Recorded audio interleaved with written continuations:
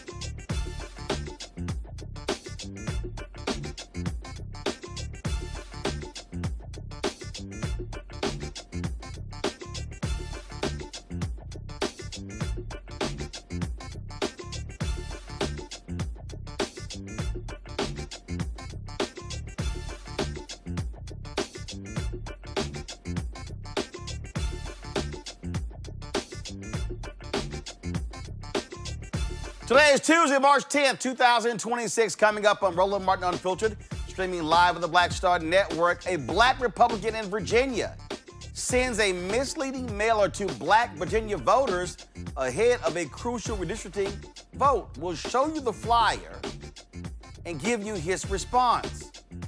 Also, he wouldn't come on our show. The twice-impeached, criminally convicted felon-in-chief Donald Trump is pushing the Senate to pass the Save America Act, which aims to suppress your vote. A Tennessee Republican state representative is pushing for history to be whitewashed, but gets called out by two black Democrats and a Republican. We'll show you how she got fact-checked on the State House floor. The Treaty of 1866 guaranteed full citizenship for Black Creek Freedmen, yet Muscogee Nation leaders still have not complied since their Supreme Court rule. We'll be joined by attorney Damario Solomon-Simmons. Also, folks, tonight's Shop Black Star Network Marketplace, the founder of Ava's Pet Palace, started in 2016, 8 years old, has now turned her love of pets into a nationwide brand. Also, I got a few things to say about MAGA and Reverend Jackson, and also, I'm just going to leave it at that. It's time to bring the funk. I'm Roland Martin Unfiltered on the Black Star Network. Let's go. He's got whatever the miss, he's on it. Whatever it is, he's got the scoop, the fact, the find. And when it breaks, he's right on time and it's rolling. Best believe he's knowing. Putting it down from sports to news to politics. With entertainment just for kicks, he's rolling. Yeah, it's Uncle Roro, y'all. Yeah, it's Roland Martin, yeah. Rolling with Roland now. He's funk, he's fresh, he's real, the best, you know he's Roland Martin now.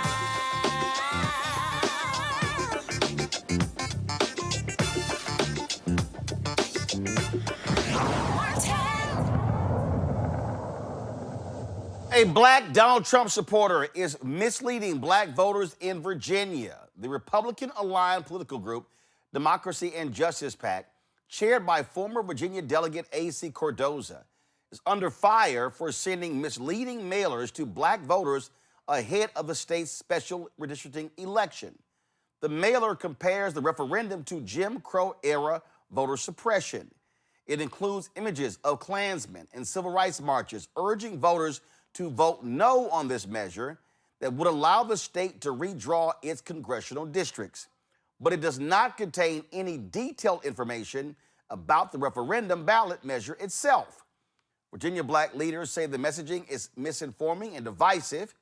The Virginia Legislative Black Caucus and the NAACP Virginia State Conference both support the referendum, arguing redistricting could protect fair representation and counter manipulative tactics and threaten civil rights.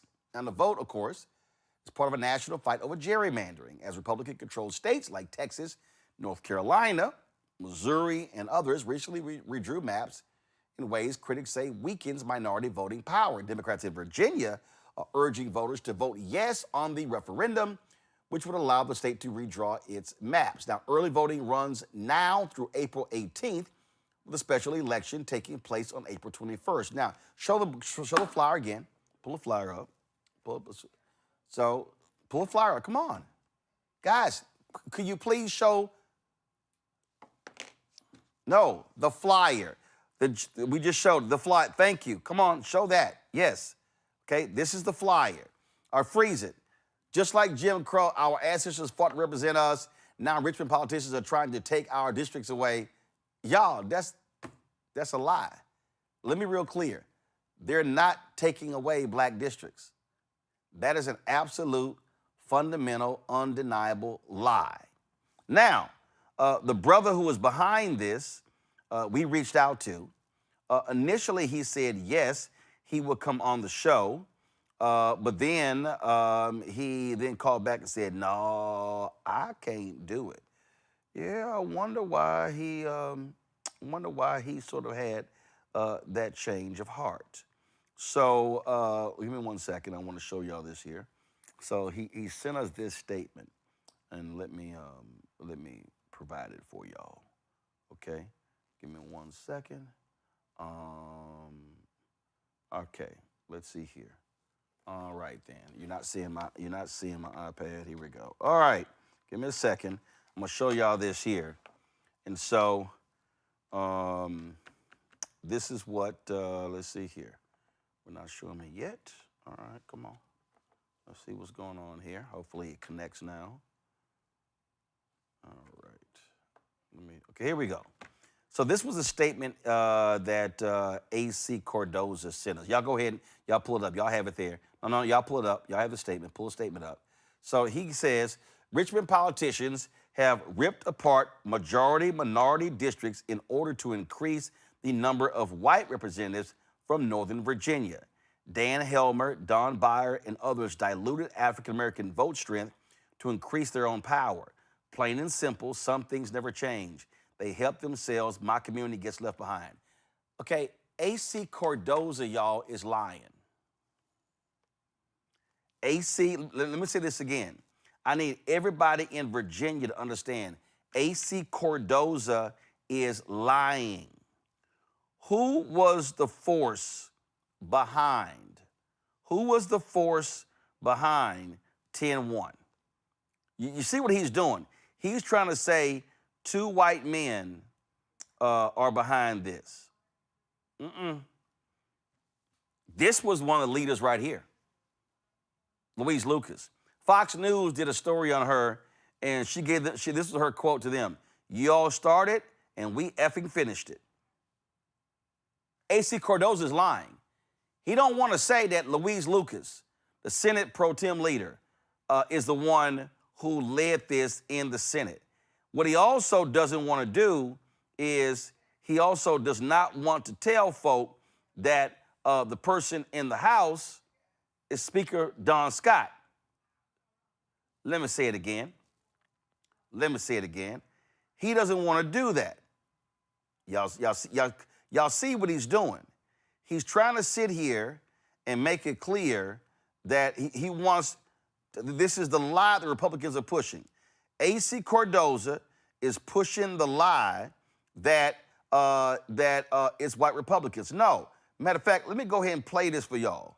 That was a meeting that took place, and this is the black Speaker of the House in Virginia, Don Scott, and the black Speaker pro tem in the Senate, Louise Lucas, coming out to address the media.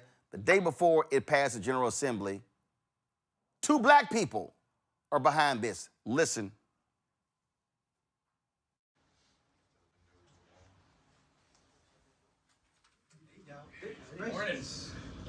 Good morning, good morning, good morning. Look, Donald Trump knows he's going to lose the midterms. He knows it. That's why he's started this mess in the first place. I tried to tell you all that. First he calls Texas, give me more seats. Then that's not enough. So he calls North Carolina, Missouri, Ohio. I need more, I need more. Today we are leveling the playing field. These are not ordinary times, and Virginia will not sit on the sidelines while it happens. We made a promise to level the playing field, and today we're keeping our promise. Our maps are ready, Virginia's ready. We said 10-1, and we meant it. And we are proud to deliver a map that stands up for democracy, to stand up for Virginians, to stand up and give us a voice. He started this mess, and Virginia is going to finish it. Virginia to the rescue. Senator Lucas said it best. We've been working really hard to make sure that we got this delivered. This is about leveling the playing field across the country. Republicans are gerrymandering maps to override the will of the voters. We just saw it in Texas, North Carolina, and Missouri. At Donald Trump's direction, they're manipulating election maps because they know they can't win on their agenda in 2026. So instead of changing their ideas, they're trying to rig the system. A 10-1 map levels the playing field, and we're ready to move forward. Today we're making good on our promise by releasing the maps publicly. We're going to get them released either by the end of the day or early tomorrow. We'll get those maps released.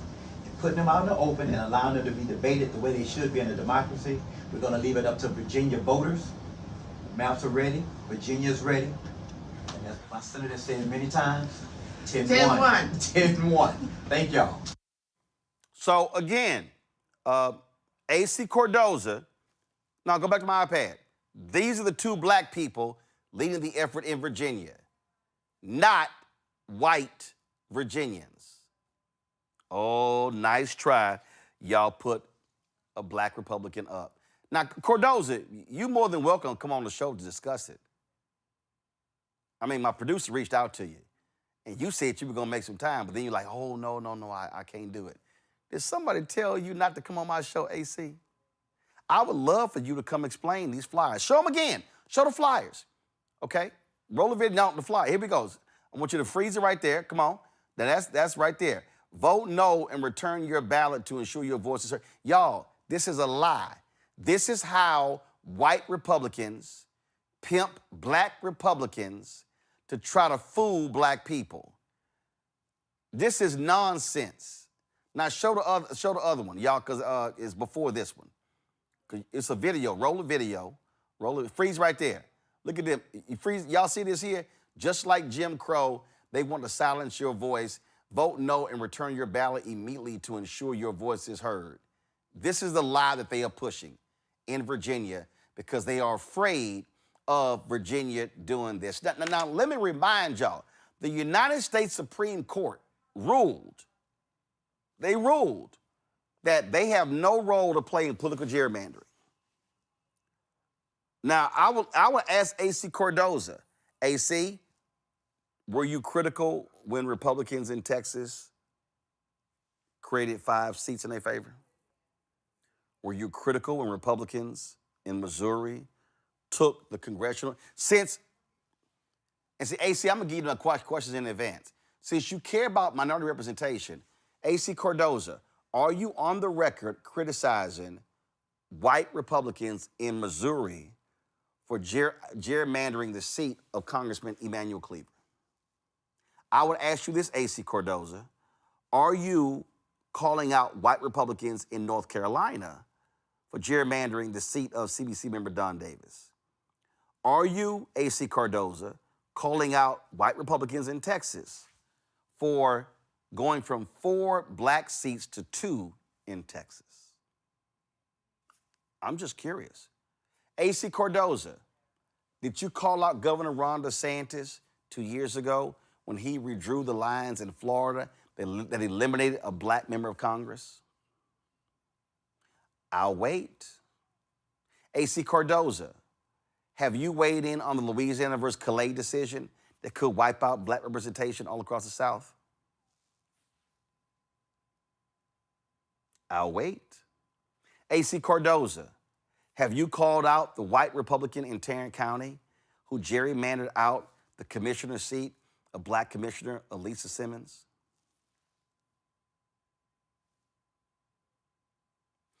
To me, these are fair questions. If you are going to present a flyer saying this about Democrats in Virginia, are you quiet when white Republicans have done it across the country?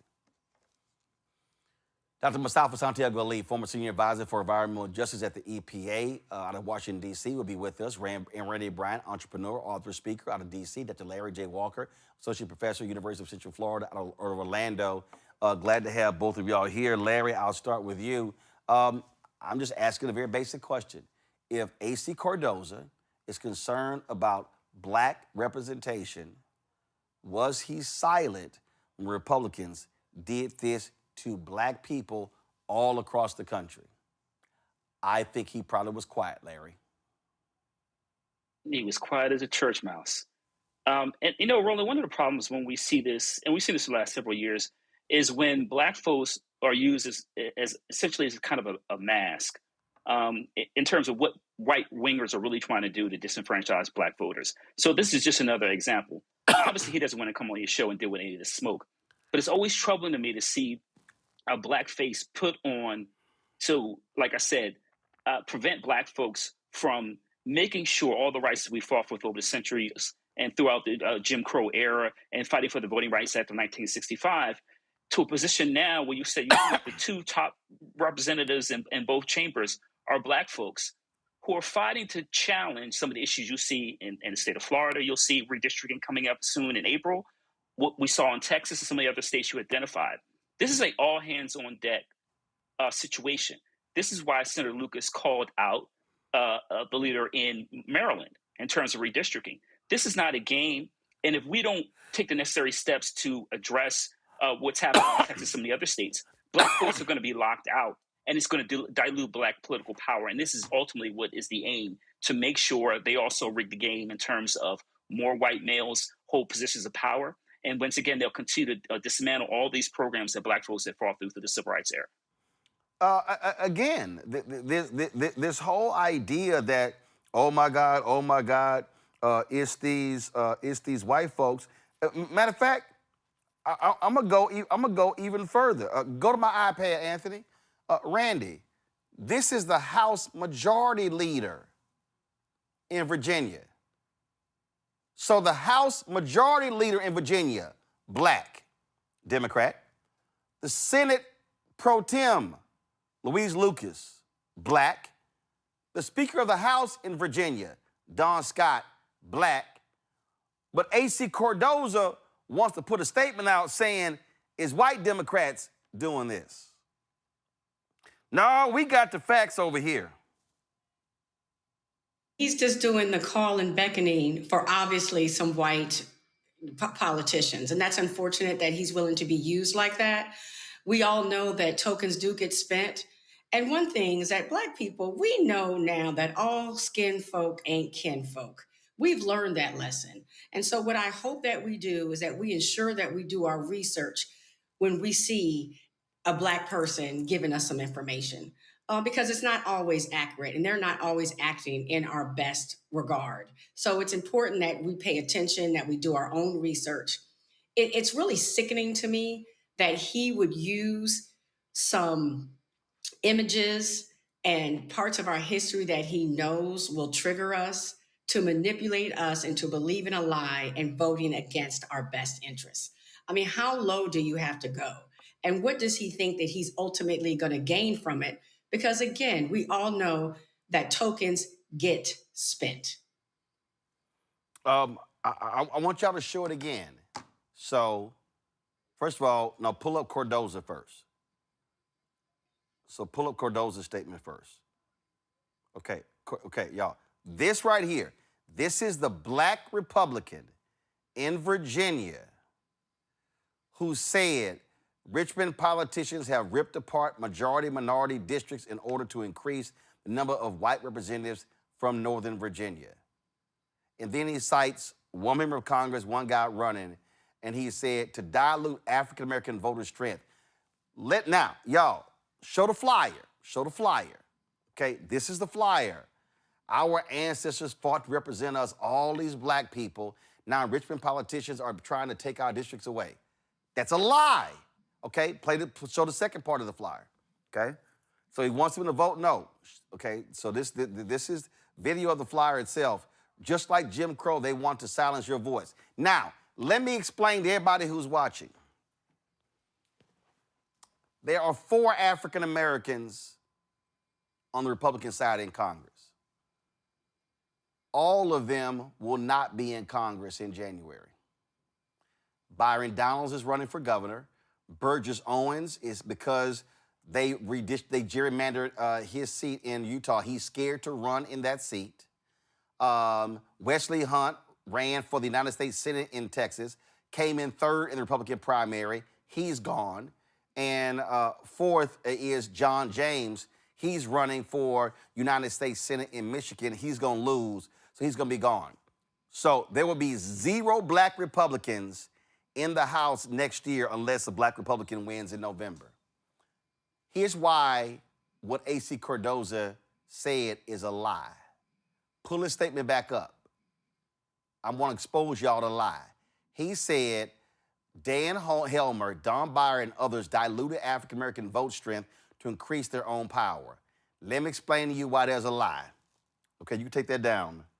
So what A.C. Cardoza is not telling black people in Virginia is that if Democrats gain control of the House, go to my iPad, these black people are going to be in power.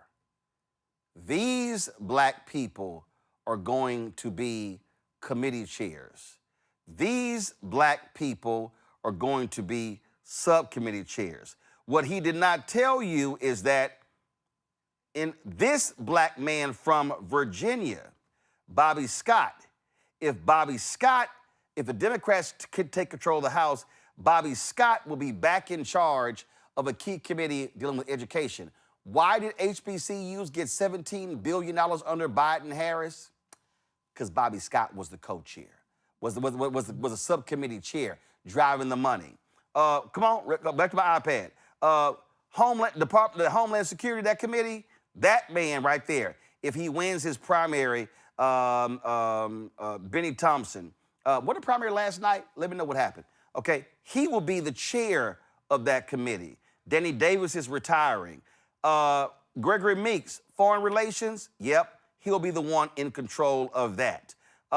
Then you have, again, I can go down here. Who's going to be, hold up, where's Maxine Waters? She will be in control of the House Financial Services Committee. So what A.C. Cardoza would not say is that black members of Congress will have more power if this happens. Black members of Congress will have power to get things done for black people. See, Mustafa, this is the whole shell game. White Republicans, y'all still have stuff? Okay. White Republicans put up a black Republican as their front to try to push the okie doke on black people. And the flyer he's putting out is a lie. It's a flat out lie. And so he wants MAGA to still be in charge. Black Virginians, let me remind y'all, it's MAGA that let Doge happen. And that cost Virginia hundreds of thousands of jobs. It's MAGA Republicans in the House that allowed Elon Musk to put his cuts in that actually hurt Virginia. It's MAGA Republicans that stood with Donald Trump and caused Texas to change there. It's MAGA Republicans that cut the grants for black health and black businesses and has actually impacted black businesses all across the country by freezing contracts. So A.C. Cardoza, if you care about black people, why don't you come on the only daily black news show in America that centers black people and come talk to black people about your flyer and explain to black people why your flyer isn't a lie. Because you know it's a lie. and you don't want to be exposed for being a modern day Isaiah T. Montgomery. Google it and you'll understand. I'll be back. Hold up, before I do that, let me remind people, right now in Virginia, early voting has already started in Virginia. It ends April 18th. Every black person in Virginia should be voting yes for the 10-1 plan. Every black person in Virginia should be calling their children, their neighbors, their church members. They should be calling everybody saying, vote yes. If you are mad that the Republicans screwed over Jasmine Crockett and screwed over Al Green and screwed over the seat of the late Sheila Jackson Lee and Sylvester Turner and screwed over Mark Vesey, all African Americans, if you black Virginians are mad that the Republicans screwed over Congressman Emanuel Cleaver, my alpha brother, pastor in Kansas City, if y'all are mad that they screwed over black Democrat Don Davis in North Carolina, if y'all are mad that Ron DeSantis screwed out over black people by eliminating a district in Florida, if black Virginians, if you are mad that Republicans are trying to get rid of the black districts in Louisiana, they want to get rid of the black districts in Alabama, your vote is simple. Yes. And black people should be turning out in massive numbers in Virginia to tell Republicans, we're going to show y'all what black power is like in 2026. Early voting is now through April 18th. Election day, April 21st. Let's send MAGA a message. You want to mess with black folks in Texas, we're going to get you straight in Virginia. I'll be right back. With medicine and science under attack, I want to keep you and your family informed and healthy. I'm Dr. Ebony Hilton, and I knew at the age of 8 that I wanted to be a doctor. So I studied hard and became the first African-American female anesthesiologist hired at the Medical University of South Carolina since its opening in 1824. And I always say I was made into a doctor, but I was born to be a mom. And as a new mom, wife, sister, daughter, and friend, I understand how frightening a medical crisis can be. I care for individuals on some of the worst days of their lives, and it's my mission to provide you with a safe space to gain clarity on issues affecting your mind, body, and soul. I recognize that there are health disparities, particularly as it pertains to race, and I want to help bridge the gap between you and your healthcare providers. Join me every Thursday for Second Opinion on the Black Star Network, where each week I'll invite experts from various medical fields to share the latest health news. We'll discuss topics such as the vaccine debate, mental and sexual health, medical bias, infertility, menopause, andropause, nutrition, and aging. Together with my medical colleagues, we aim to provide you with a second opinion. Don't miss it, Thursdays only on the Black Star Network. This is Bill Duke, and you're watching the Black Star Network.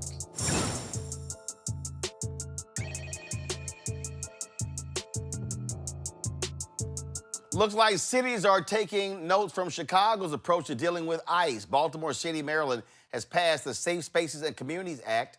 The bill ensures that local government and police departments will not function as extensions of federal immigration enforcement unless a judge issues a criminal warrant or court order. Mark Conway is the chair of Baltimore City's Public Safety Committee. He joins me right now. Mark, glad to have you here. So for folks who don't understand what this means, this being passed, what now happens with law enforcement in Baltimore City? I think first, we want to make it crystal clear that Baltimore should not be host to a concentration camp. This bill comes on the heels of notice that there were folks stuffed in the federal building downtown, and they were in really, really poor conditions, up to 37 folks in a single room. ICE is not your traditional law enforcement. They've been acting as secret police for a lawless president, and that's just completely unacceptable. I really believe ultimately that ICE should be abolished. They've lost the confidence of the people, but that's not the jurisdiction of the city council. What we can do, though, is we can decide not to cooperate with ICE in any way, shape, or form. That means if there is not a warrant signed by a judge, we won't be providing any access. If there isn't a warrant signed by a judge, we will not be providing any data. And if there's not a warrant by a judge, we are not going to be providing any support from our police department unless absolutely necessary. So I think, we want to make it crystal clear that as ICE continues to move through our cities across America, and Baltimore, we're saying no. And we want to be crystal clear that the activities that they're doing are actually making our communities more unsafe. Folks are afraid to call the police. We heard testimony from someone that explained that kids are afraid to go to school. And this is all happening while folks are doing what they're supposed to do. We heard from an asylum seeker that submitted some written testimony. They were afraid to speak in person, but they explained how they were coming in for a regular check-in. And ultimately, they were picked up by ICE and shipped from Baltimore to Texas. That's completely ridiculous. And all the while, we're hearing that the conditions in the detention center downtown are completely abysmal. We heard from a first responder who went in there and talked about hordes of people packed into a single room unsanitarily and really not having some of the basic necessities. So I think, Baltimore wants to be crystal clear. We're not going to participate in the atrocities of ICE, whether it's the actual picking up of immigrants on the streets or the detention in the federal building downtown. And a lot of people don't realize that when these feds come in, they literally are mistreating local city officials, local police, and others. Yeah, I think essentially they are working with a blank check. They have carte blanche, and we've already heard of multiple folks killed by ICE officers, and we've seen the administration make excuses or make up not even excuses, flat out lies for the activities of ICE agents. That's completely unacceptable. We want no part of that. And I think for all the work that we've been doing in Baltimore to improve public safety, the last thing we want is for people not to trust law enforcement. And if there's a belief that our police department is working in any way, shape, or form with ICE, we want to make it clear that is not the case. We don't want that to be the case, and we will not allow that by law, because we want to make sure that we continue to make the good progress that we're making in Baltimore. Absolutely. And so how are you going to respond when your critics, whether it's Larry Hogan or Donald Trump, anyone says, oh, Baltimore City, how dare you? You're being a sanctuary city. I think, at the end of the day, we want to be a city that is inviting. We want to be a city that is healthy and thriving. And immigrants add so much to what Baltimore is and is becoming. And we want that to continue. And we don't want to scare folks away or treat them unfairly. But I think at the very basis of this, I think ICE's activities threaten basic civil liberties for even Americans. They're acting in ways and violating people's rights in ways that we've really haven't seen any time in my lifetime. But we all know Black folks have gone through this for quite some time. And here we are now seeing it again and being perpetrated on immigrants across our country. And in Baltimore, we've made so much progress. Why would we take the risk of ruining the relationship between our police department, our city agencies, our communities, and our law enforcement because of the atrocities of ICE?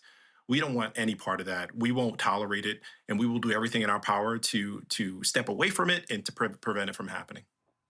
All right, then. Well, look, we certainly appreciate you joining us on the show. Thanks a lot. Appreciate you, brother, and I like your shirt.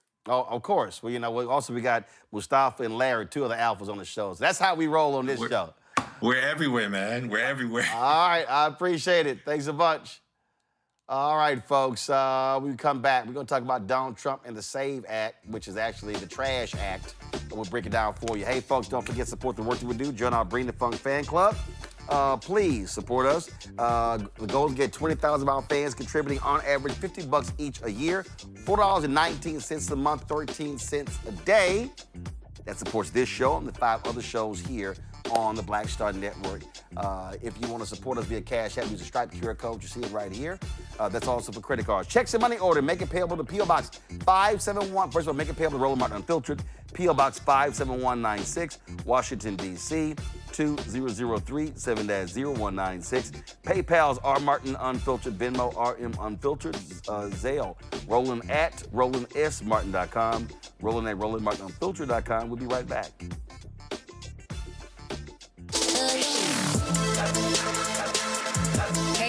Welcome to The Other Side of Change, only on the Black Star Network and hosted by myself, Bria Baker, and my good sis, Jamira Burley.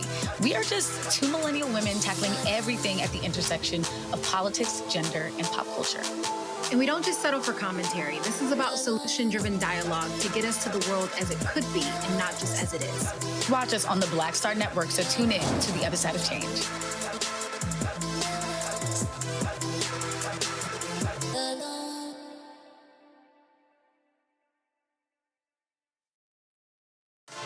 A decade of love, joy, and power. Black Voters Matter is 10 years old, and we are just getting started. This is love with a purpose.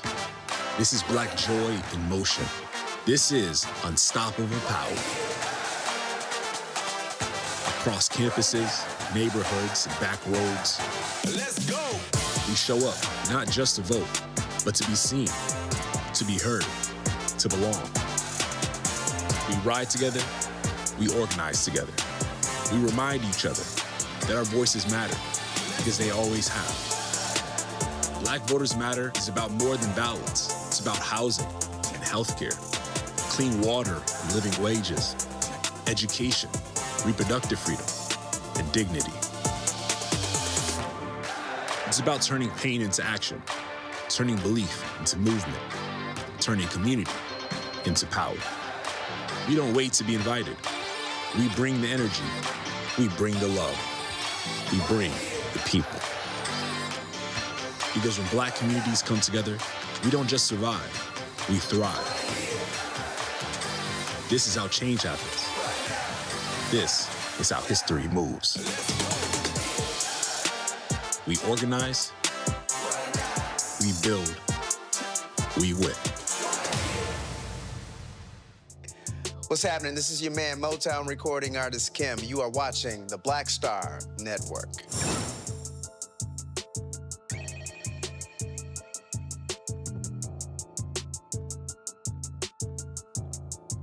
Well, Donald Trump is used to lying, and now he's pushing House Republicans, not House Republicans, Senate Republicans, already passed the House, y'all, to pass a major partisan elections bill with new provisions, saying it should be the GOP's #1 priority. He's already told them he ain't even gonna sign any bill until they pass this. Now, the House has already passed 2 versions of what is now called the Save America Act that will institute tough new citizenship and photo ID requirements for voting. It's now awaiting a Senate vote. Majority Leader John Thune is committed to calling it up, but he said he is not going to change the filibuster rules. He says it is certain to be blocked by Democrats under the chamber's 60-vote filibuster threshold. Now, if you want to understand why Trump and Republicans are pushing so hard for this, well, he made it clear. They're doing everything possible because they know if we get this, they probably won't win an election for 50 years, okay? And maybe longer. And they're going to fight like hell. But boy, do they get killed. Because even the Democrats, you saw the numbers today, Democrats voted 86% that this stuff should be passed. The Democrats. With Republicans, you're at 98%. But Democrats are at 86%, except for the people that run the Democrat Party, because they want to try and win elections illegally. It's the only reason you vote against voter ID is because you want to cheat. There's no other reason. They come up with reasons. They say, it's racist. That's their #1, racist. Then you have to explain it, and they're just sitting there mumbling. They can't explain it. Now, he's lying. He's lying. And they need Democrats to vote for him. They need 60 votes. Here is Republican Senate Majority Leader John Thune. Listen.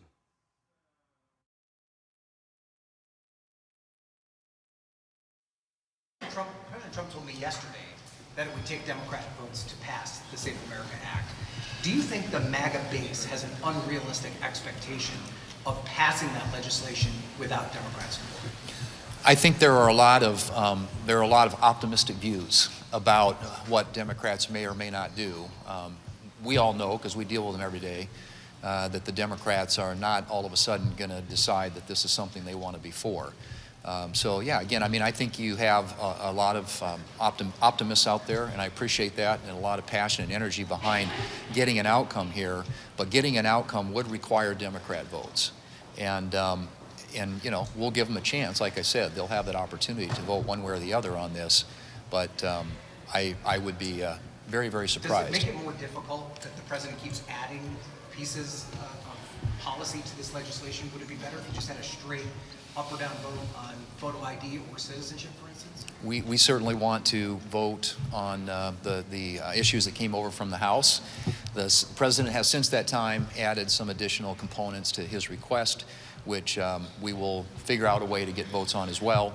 But obviously, I think the core issue with respect to the Save America Act is ensuring that non-citizens aren't voting in American elections, that only citizens are voting in our elections, and that they have to be citizens to register to vote, and they have to be citizens to vote. Y'all, that's already the law. It's literally already the law. I mean, that's the BS that they're playing. And so they're trying to say, 86%. Do Democrats support using an ID? Yeah. Right now, you can use an ID. This is my driver's license. This is my Texas driver's license. What they are saying is, I can't use this to vote. I'm going to need to use my passport. That means that if you don't have a passport, you got to buy a passport. That's going to cost you money. Do you see what they're doing? Y'all, so this idea, the SAVE Act, it's no big deal. They're lying. Back to my panel, Mustafa. We see what these guys are doing. We see the lies that they're telling, and they're going to keep telling those lies. Yeah, I mean, the SAVE Act actually costs people money. It costs people their freedom and their dignity related to democracy. So let's be very clear that this is just another set of intentional actions to stop people from voting or to shrink the margins. We all know that the majority of Americans don't travel outside of the country. Most people don't have a passport. So they know the numbers. They've run them. They understand what will shrink these margins and give them a better opportunity to hold on to power and these policies that the vast majority of people in the country are not supportive of right now. So this is, once again, another game of voter suppression. Absolutely. Randy, of course, one of the issues that has been talked about is the impact on married women because they're demanding you use your birth certificate. All right, so here's Chief Liar Carolyn Levitt talking about that. And as far as married women who have changed their name, if they're already registered to vote, they're entirely unaffected by the SAVE Act. And for the small fraction of individuals who have changed their name or their address, they can still register to vote. Of course, they just have to go through their state processes to update that documentation. And this is something that the American people, married women and minorities and people all across this country who Democrats are insultingly saying cannot do this, they're already doing it every day, going to the Social Security office, going to the DMV, and I think it's frankly insulting that the Democrats are saying that there are certain groups of people in this country who aren't smart enough to update their documentation to allow them to vote. That's the lie they're pushing, Randy. About it a few times, and we have to be honest that they, just like they want to run the country, they only really want rich white males to vote. As Mustafa was just saying, only 50% of Americans have a passport. So, and usually those are people who are traveling extensively. That is not a luxury that most Americans, or at least half of Americans, have. So they're going to discount those people. Then with the SAVE Act, because they're talking about looking at our last names, improving, our citizenship, that will discount married women. It is true. Especially if your documentation does not match. I just want to say it again. It is already law that you have to prove your citizenship to vote.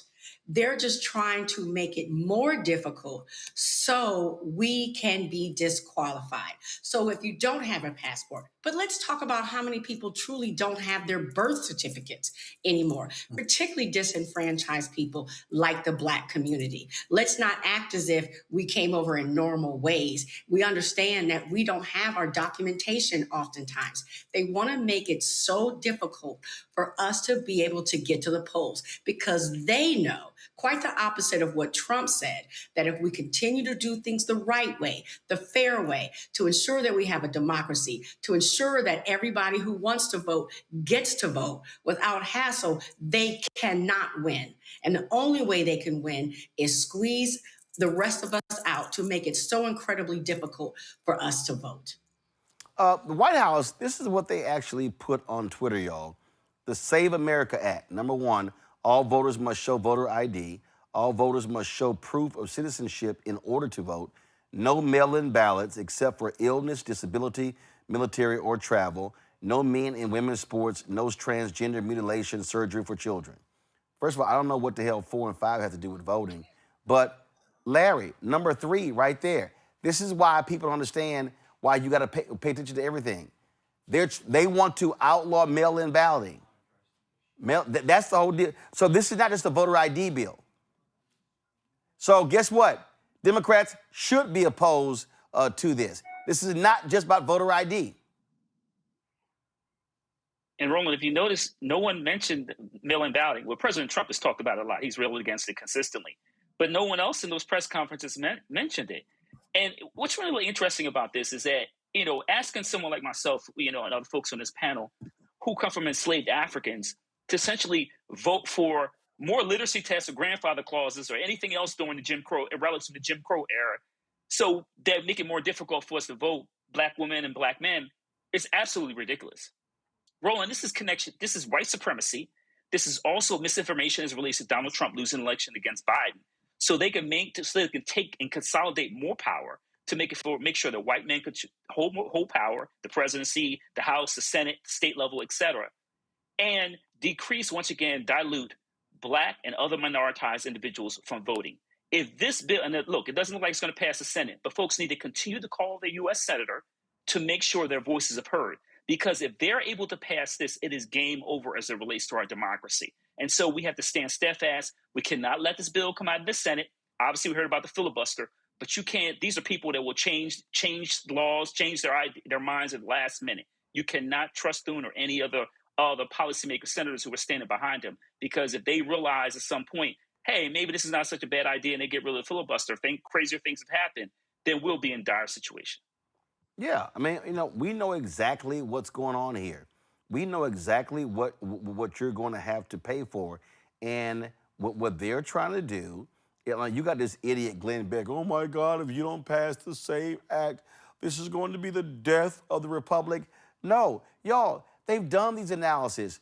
Virtually, it's already against the law to be a non-citizen and vote, Mustafa.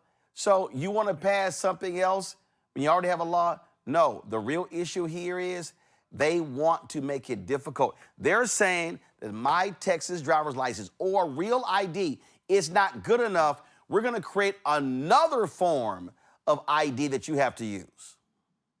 Yeah, they're trying to create these layers. And by creating these layers, it makes it so much more difficult for people to fully participate in the process. Here's the thing. I travel all over the world. I have seen how other countries handle voting. The United States of America is supposed to be a democracy. It is supposed to be trying to get other countries to become a democracy. A part of democracy is the ability to be able to vote, and they are making that incredibly difficult. So what they're also saying is that, they're creating a faux democracy, actually, by these additional challenges and hurdles that they continue to put in front of folks. But as Larry has said, and others have shared, this is just a part of history of trying to hold on to power, of trying to make sure that you tilt, the elections in your direction. So folks just need to pay attention. They need to get engaged. If you don't believe in this, then you should make sure that you're speaking out, whether you're sending an email or making a phone call or whatever it might be, because this is incredibly serious, because we continue to see folks trying to chip away at democracy. And this is one of those major steps that, if allowed to move forward, folks will see, real impacts to who shows up, how folks show up, and who's afraid to show up. Here's Congressman Jim McGovern on this so-called Save America Act. I'm reading the bill. This is the Save America Act. I have news from my Republican friends. Americans don't want to be saved by you. They don't want you screwing up the next elections. They don't want you to make it more difficult for them to participate in the next election. And they certainly do not want to have states' voting rolls turned over to Kristi Noem, who right now is overseeing a government agency that is killing innocent Americans in our streets. I mean, this is crazy. So let me just start off this hearing by stating some facts. There is no widespread voter fraud in the United States of America. It is simply not true to say that voter fraud or non-citizens voting is a massive widespread issue. That is not to say that that our system is perfect. We face issues when it comes to cyber attacks, foreign disinformation, intimidation, and violence against election workers. Those are all important issues that we should be addressing today, but we are not. We are not. Instead, we're considering a bill that is fundamentally predicated on a lie. There is extensive documentary evidence that voter fraud, voter impersonation, and non-citizens voting is not a widespread issue. It is a myth perpetrated by people whose real goal is to suppress the rights of American citizens, citizens who are legally and constitutionally entitled to cast their ballot, and to prevent American citizens from participating in our elections. Republicans are pushing the Save America Act because they want fewer Americans to vote. It's that simple. Republicans have looked high and low to find fraud. And you know what they've found? Someone is more likely to get struck by lightning than to vote illegally. Are you calling me racist? I'm reading the bill. So what y'all got to say? I mean, this is the truth about it, and they don't want to accept the reality of it. They're lying. They're lying, Randy. They are lying. I was reading an article, and they said that they spent a lot of money combing through the voting registrations and histories in, I think it was Iowa.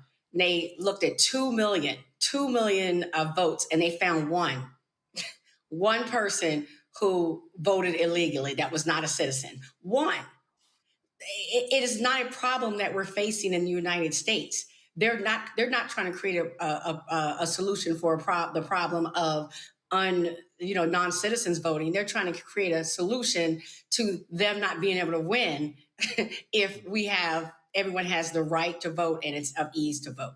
Particularly with this mail-in voting, they know how much. What they do now is they make it very difficult for many of us to get to our polling places. They know that it's difficult, particularly for our elderly. And they know Black folks, our elders, are going to vote. If they don't do anything else, they're going to vote. So mail-in voting has been a godsend to us. And they want to make it where not only are we going to shut down places for you to vote, we're also going to make it where you cannot mail in your votes. So again, this is all about suppressing our votes and suppressing our voices. Yeah, this ain't that hard to understand, Larry. Again, we know the game that they're trying to play. They keep saying, nothing wrong with ID, nothing wrong with ID. And I saw one of the CNN guy, their polling guy, he was on here and he was like, I mean, oh my God, this is hugely popular among the American people. People understand ID. Democrats are not saying, hey, forget that, forget IDs. But folk got to understand the game they're playing. They're simply trying to use it against people. That's what they're trying to do. In fact, this is former Speaker Nancy Pelosi talking about this and explaining what this bill will do. Surveillance in our own country is something that is absolutely not to be allowed. Now, if there's some particular reason, there's one thing. But for Tulsi Gabbard to be looking into elections is really not right. It's not lawful. It's not right. But that doesn't seem to ever bother the president.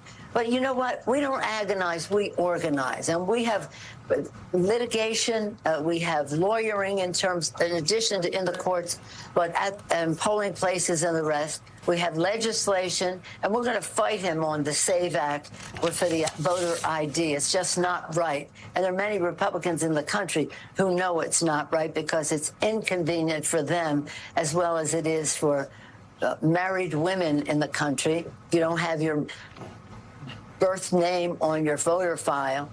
That's a problem. Well, we need no need to go into all of the problems with it, except to say it's a problem. We're dealing with it, and the president. I'm really, people are concerned. Is he going to send in ICE and the National Guard, the this, the that?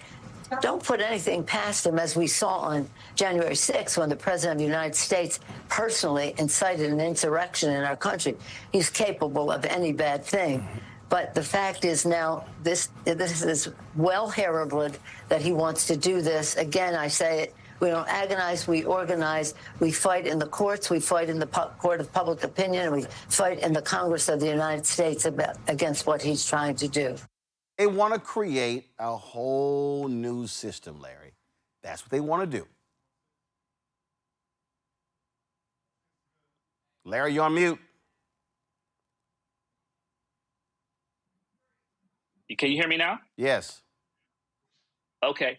Yeah. So, this is the thing, Roland. Folks, if your white folks are watching this, they need to understand that this is going to impact them too. It's not going to just impact Black folks or other minoritized groups.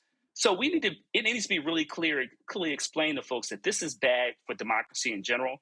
And we know disproportionately this is going to impact, like I said, Black and other groups. But this bill, we cannot return back to the Jim Crow policies. Black folks, our family members have lived through this. This is Jim Crow 0.20. And we have to stand strong and make sure, like I said, call your U.S. Senator, but we cannot allow this bill to pass the Senate. Absolutely, folks. Defeat the so-called Save America Act. All right, going to a break. We come back. We're going to talk about what's happening with Black Creeks. Also, MAGA. Y'all don't care about Reverend Jackson, so why y'all sitting here trying to front? I'll break it all down for y'all as well. Folks, you're watching Roland Martin Unfiltered on the Black Star Network. Back in a moment. With medicine and science under attack, I want to keep you and your family informed and healthy. I'm Dr. Ebony Hilton, and I knew at the age of 8 that I wanted to be a doctor. So I studied hard and became the first African-American female anesthesiologist hired at the Medical University of South Carolina since its opening in 1824. And I always say I was made into a doctor, but I was born to be a mom. And as a new mom, wife, sister, daughter, and friend, I understand how frightening a medical crisis can be. I care for individuals on some of the worst days of their lives, and it's my mission to provide you with a safe space to gain clarity on issues affecting your mind, body, and soul. I recognize that there are health disparities, particularly as it pertains to race, and I want to help bridge the gap between you and your healthcare providers. Join me every Thursday for Second Opinion on the Black Star Network, where each week I'll invite experts from various medical fields to share the latest health news. We'll discuss topics such as the vaccine debate, mental and sexual health, medical bias, infertility, menopause, andropause, nutrition, and aging. Together with my medical colleagues, we aim to provide you with a second opinion.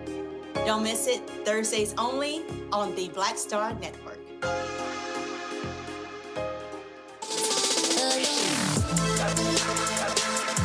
Hey y'all, welcome to The Other Side of Change, only on the Black Star Network and hosted by myself, Bria Baker, and my good sis, Jamira Burley.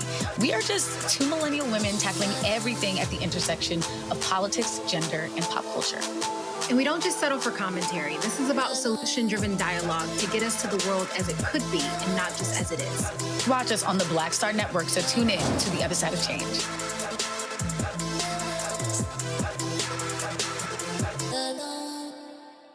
Hey, I'm Malcolm Lee, and you're watching the Black Star Network.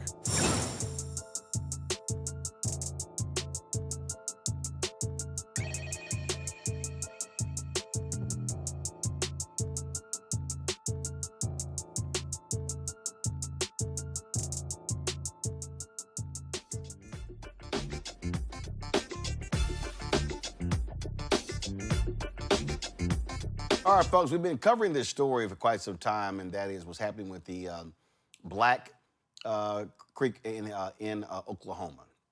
Attorneys representing the Black Creek Freedmen have filed 3 motions to compel Principal Chief David Hill and the Muscogee Nation Citizenship Board to comply with the ruling of the nation's Supreme Court in the Treaty of 1866. Following the ruling in July at the Muscogee Nation Supreme Court, they said unanimously affirmed that Black Creek Freedmen are full citizens of the nation under the Treaty of 1866. Attorneys Rhonda Grayson and Jeff Kennedy state that Principal Chief David Hill and the Citizenship Board have engaged in months of ongoing delays and willful noncompliance with the ruling. Damario Solomon-Simmons, of course, civil rights attorney, founder of Justice for Greenwood, joins us right now.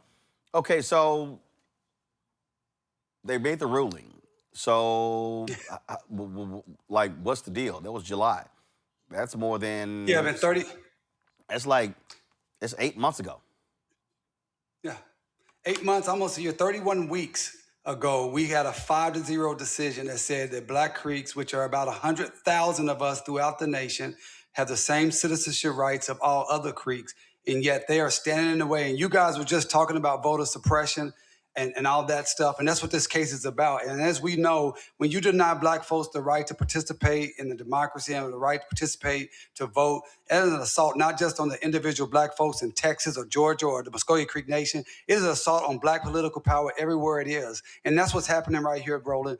Right now, Chief Hill is standing in the doorway the same way that Governor George Wallace stood in the doorway at the University of Alabama and wouldn't allow those Black students to integrate.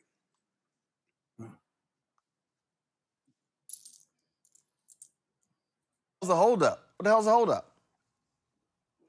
Roland, the holdup, only thing we can see here is anti-Black discrimination, right? Because the rule of law has already decided, their own Supreme Court. So not only is the treaty federal law, so under our Constitution, for those who are listening, under our Constitution, the United States Constitution is the highest form of law in the land. But number 2 are treaties. So this treaty, which is in force, is a supreme law of the land only subservient to the Constitution. That's on the federal side. But the Creek Nation's own Supreme Court, 5-0, decided that Creeks of African descent are entitled to full citizenship, and yet they are not allowing us in, and it is nothing but anti-Black discrimination. And Roland, right now, today, as I speak, there's an estimated 4,000 applications that are just sitting in the Muscogee Creek Nation Citizenship Office that is not, they are not being approved and processed. Over 4,000.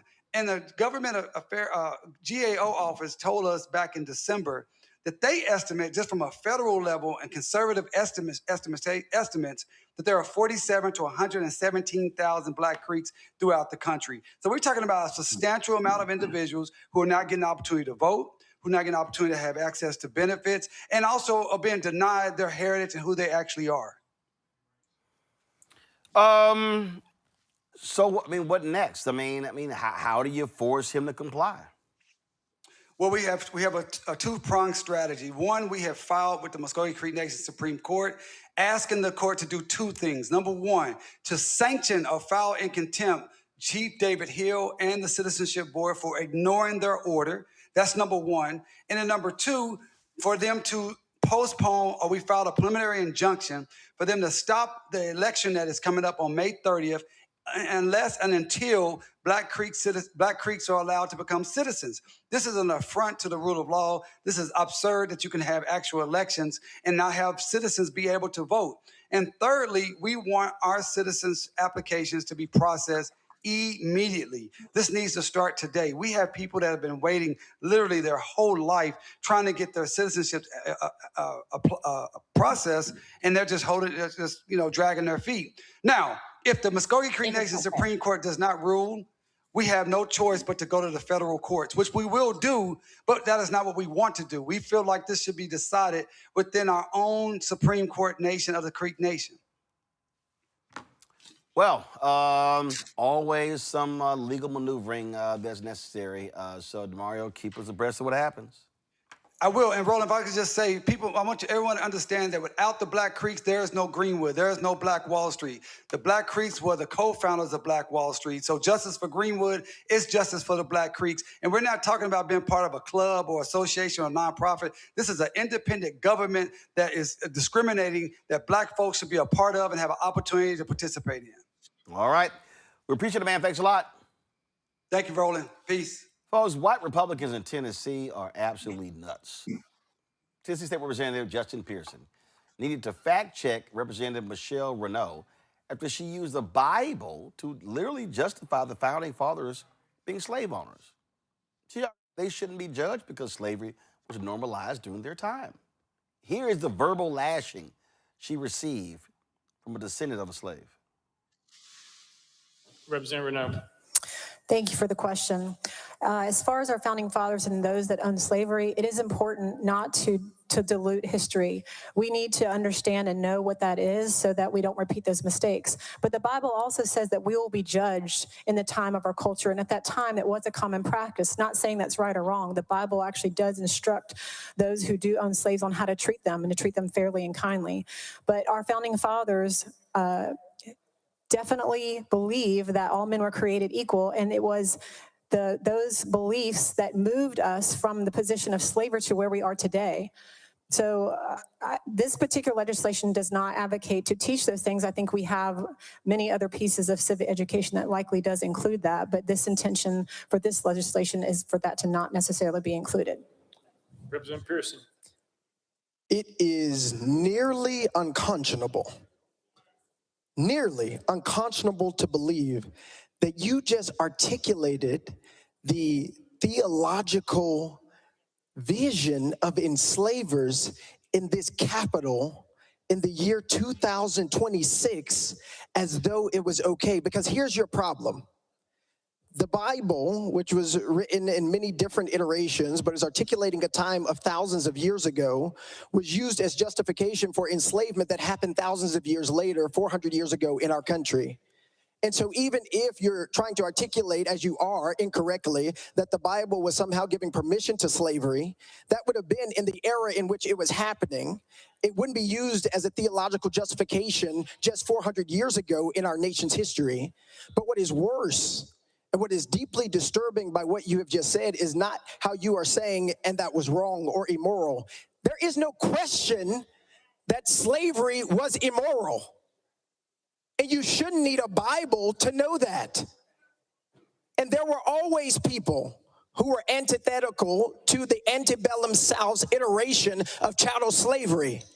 The people who were enslaved, who were kidnapped from the continent of Africa and brought here against their will. And I am a Christian, and I am a 7th-generation Tennessean. I have read the Bible from front to back. And the stories about love, about who Christ is, about loving thy neighbor and loving God is what we are told to profess. So anyone who misused the Bible to enslave people, misused the Bible to keep people in bondage, they were wrong then as you are wrong now. I refuse to support this legislation because the lens by which you are viewing the world is toxic, is damning, is wrong, and is immoral. And you, my fellow colleagues, should do much more work in understanding the history of this country and understanding the history of enslavement and the consequences that it continues to wreak and the barriers it continues to create in this state and around the country. No one should ever be able to use Christianity as justification for the enslavement of people, especially not someone who has the audacity to call themselves a legislator. Oh, that wasn't just it. State Rep Sam McKenzie also fact-checked her after she falsely said that all men are created equal, that it applied to slaves when the Declaration of Independence was written. Yo, seriously, press play. We hold these truths to be self-evident that all men are created equal. Was that a lie? And are we going to teach that? Representative Renault. No, that is not a lie, and it's that the founders believed that so much that they put that into our founding documents. At the time, and you'll remember history, that it took many hundreds of years to be able to rectify what our culture at that time. But putting those words into the documents is what allowed us to move forward. And unfortunately, it inched. It wasn't an immediate change, but those words ring true still today. And it's the progress that we have made as a culture and the values that America was founded on have allowed us to move forward and to be able to recognize that all men are created equal. Representative McKenzie. Thank you, Mr. Speaker. I'm a black man, and the person that had me during those times was a black man. When historically accurate, not cultures and evolution and how things evolved, but historically accurate, that was a lie. My forefather was not treated equally, was not considered to be a man. So for you to say we're going to have this historically accurate teaching and not teach that is just flat wrong. Historically accurately means when they put pen to paper, they said all. They did not mean all. That's all. They did not mean all. So if we're going to do this historically accurately, let's do it. If we're not, if we're going to be able to pick and choose, then that's not the way we should teach. And say that this is now a historically accurate statement, since we've evolved and we've got better and we've understood the mistakes of the past. The mistakes of the past says that my predecessor was not a man. So this is a lie. I love this country. I love the fact that our forefathers created, as Winston Churchill said, you know, democracy is horrible, but all of them the worst. All of them, the rest of them are worse. And I'm grossly paraphrasing that. But again, so that's not where I'm coming from. We have to accept that as African Americans that we were enslaved. We have to accept that, and we have to move on, and we have to make things better for us and the next generation. But for you to come here and say that we're going to teach something, we're going to now in 2026 teach something that's historically accurate, and it doesn't touch on that. And you say that these are one of the things that we're going to teach. So we're going to ignore that whole piece. But we're going to focus on where other people might have been from a religious standpoint because of a statement that they made here or there. You're not going to be able to prove that they were an active member of a church for a lot of them. You will not be able to prove that historically, because several of them probably had some things that they put in pen to paper that talked about their faith. But historically, you're not going to do that. But here we are having this conversation, and you're ignoring this gaping hole in the creation of our great country. I've got a problem with that. This is just flat out not, it's not the way to teach historically accurate information. Either you teach it all, or we just move on and say that this time, these documents are great documents. These are great documents that we want all our children to understand. But to say because some people have said that some of these were atheists, some of them not, we'll deal with that, but we're not going to deal with the gaping hole is wrong. You know, and my question to you is, on a whole different level, how many of the forefathers that signed these documents were immigrants, were first generation United States eventual citizens? Representative Renaud.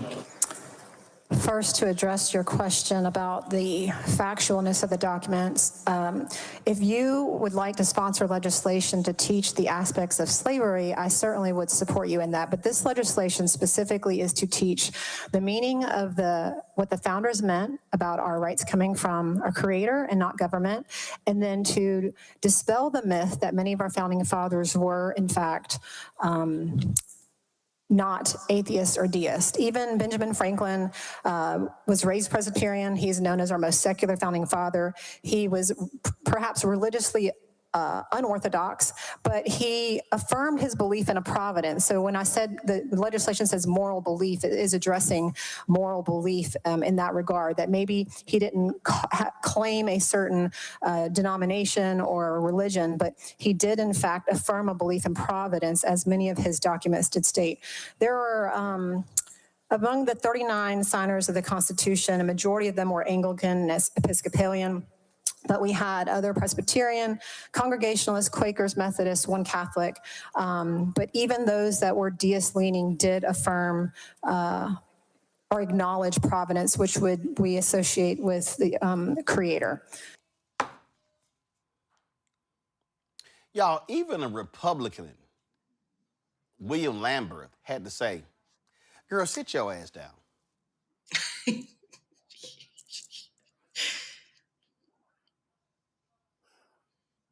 My friend from Knox County, if we're going to teach history, let's teach history. Some of our history is ugly in this country, and there are people over the years that have twisted and poisoned what the Bible says to try to justify an evil act. I stand as a member of the party of Lincoln that he founded. Slavery was, is, and will forever be an evil stain on our country's history. It hurt then, it hurts now, it lingers in the heart of every one of us. The amendment says that this has to be historically accurate and devoid of politically advocacy, that they're gonna have to pick a video to teach about this. I don't know about the sponsor, but I know my friend from Knox County is gonna be watching real close to see what that video says, and I will be too. Because if it's not historically accurate, if it doesn't talk about the evil of slavery and the struggles that our country have been through every day from then till now, because some person thought it was okay to sell an individual to another individual. It was evil then, it's evil now, it will forever be evil. This is not partisan. If you're on this floor and you are a racist, you cannot be Christian. You can be Christian or you can be racist. You can choose God and you can choose love, or you can choose hate.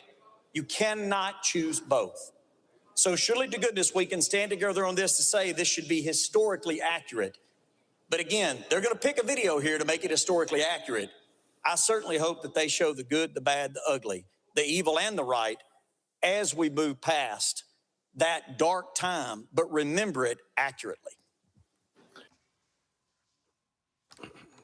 One Republican with some common sense.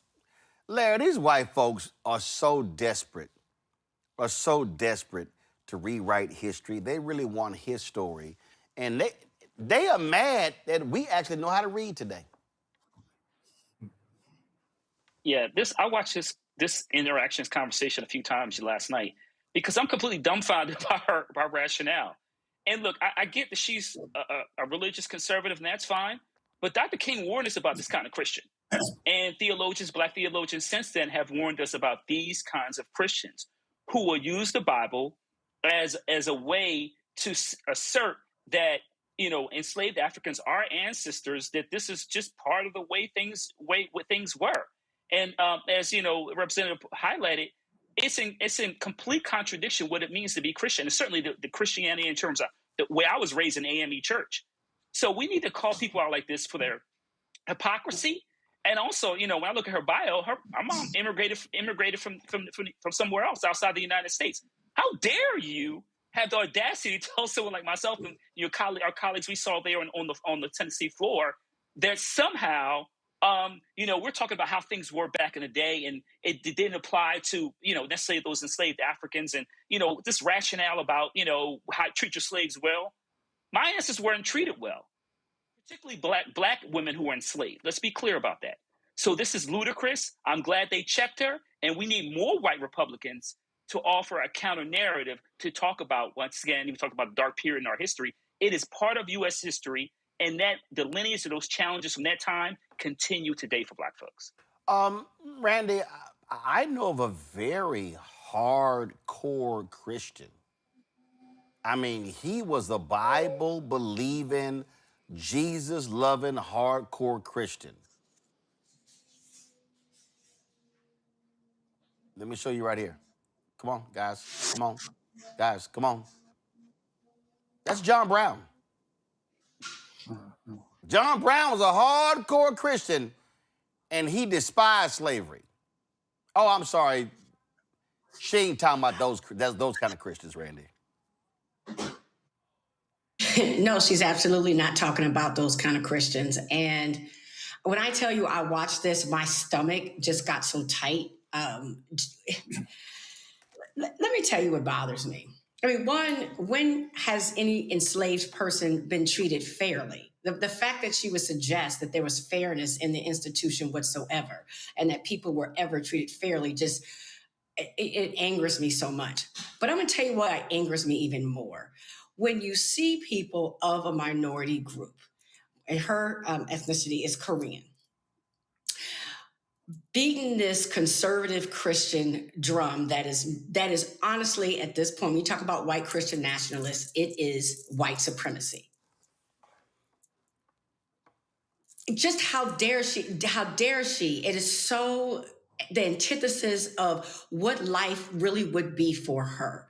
If you look at the way Koreans were abused on sugar plantations in Hawaii, if you look at the way that they were mistreated and abused and called out during the COVID crisis, all Asians were.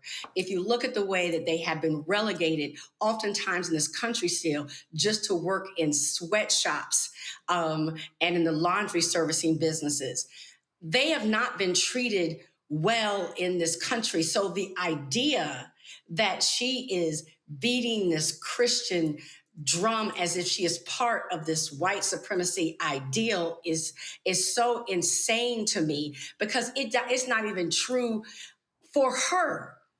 So for her to try to justify what's happened to enslaved Africans here, and that she has feels no connection considering her people's history, just shows that she's trying so hard to be accepted into a club, the club of white supremacy, in which she will never be accepted. And her people have never been accepted. It infuriates me, Roland. It absolutely infuriates me. Mustafa? I mean, just building on what Randy just shared, I have this quote that says, those who have been oppressed often become the oppressors. And you see that lots of times with folks who are, coming to this country and they figure, well, if I side with these other folks who seem to have some modicum of power, then I'll be in a better position. It never works out that way, or rarely does. But oftentimes people who have been through oppression become, some of the most virulent oppressors. The other thing is that, reading is fundamental. I see so many of these politicians who I'm like, have you ever opened a book? Have you ever studied history? If they did, they would remember in 1802, Thomas Jefferson actually wrote a letter to another religious organization talking about making sure that there was a strong wall between the church and the state. So when you hear people talking about, the separation of church and state, of course, you can go back to the First Amendment and some other types of things. But whether you want to talk about the founders or others, they understood, that there needed to be this bright line between the two, because they saw historically what happened when that wasn't the case. Now, when you have these individuals who want to hold on to history and try and bring that forward in 2026, then that in itself is a problem, because our archaic rules and archaic ways of looking at things never bring any value to a time when things should evolve, when people should be more respected, when we should make sure that equity is a part of a process, and also understanding the impacts, whether it's slavery, Jim Crow, or a number of other types of things that have had devastating impacts for communities. So you should just have enough cultural competency to understand, one, that you shouldn't go there, but there should be a deeper set of understanding that's inside of you as a lawmaker, that you should have a broader perspective that is not going to be hurtful to individuals and will actually help our country to move forward and to heal. And if you don't do that, then you get what you saw. Absolutely. Hey, folks, by the way, you may have heard this news. A Trump racist as pulls his name out of a nomination because even Republicans are like, yeah, you're a little too racist for us. Now, y'all got to understand, if you a little too racist for today's Republican Party, then your ass is a racist. Jeremy Carl, of course, with the Claremont Institute, he actually was nominated. Guys, okay, y'all gonna make me cuss live, but I'm trying not to. All right, Jeremy Carl, he wrote a book dealing with white culture, and he was nominated for a position in the State Department. And so, y'all, he made his comments about white identity. And he said that, look, I mean, the reality is, white people, we got a role to play, and we're losing our identity in this country. And so so civil rights groups, labor groups opposed him as well. And his book was called The Unprotected Class: How Anti-White Racism is Tearing America Apart. He said that white people face persistent discrimination and that their identity was being erased from American history. So he posted this statement on social media. Unfortunately, for senior positions such as this one, support of the President and Secretary of State is very important, but not sufficient. What that means is the Senate has to confirm or deny. We also needed the unanimous support of every GOP senator on the Committee of Foreign Relations, given the unanimous opposition of Senate Democrats to my candidacy. And unfortunately, at this time, this unanimous support was not forthcoming because even Republicans were like, dog, you're a little too racist.